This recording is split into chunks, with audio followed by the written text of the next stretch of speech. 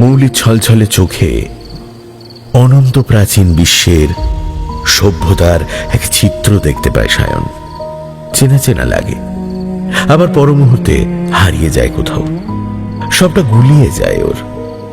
ও শুধু চিৎকার করে ওঠে, মলি, মলি, একটা কথা বলে যাও, তুমি ভালোবাসোনি আমায়? ফোঁটায় ফোঁটায় বৃষ্টি নেমেছে কোথা থেকে, যেন একটু আগে পুড়ে যাওয়া মানুষটার শরীর শান্ত করে দেওয়ার এক অক্ষম চেষ্টা করছে কেউ। সে বৃষ্টির জলে ভিজতে থাকে ওরা দুজনে। ওদের শরীরও যেন শীতল হয়ে আসে। আমি সূর্যোদয় দেখেছি তোমার সঙ্গে, অন্য সব সূর্যের থেকে আলাদা ছিল সেটা। স্পর্শ করেছি তোমাকে, তেমন স্পর্শ আর কোথাও পাইনি আমি। সেদিন রাতে যখন এসে আমার মাথায় হাত রেখেছিলে, তখন প্রথমবার মনে হয়েছিল আমি ভীষণ ক্লান্ত। সেদিন আমার চোখের দিকে যখন মুগ্ধ হয়ে চেয়েছিলে, তখন মনে হয়েছিল এই শরীরটা সত্যিই আমার, অন্য কারোর নয়।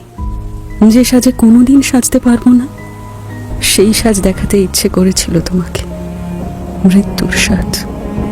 আর তুমি অপেক্ষা করলে খুব ভালো লাগতো আমার।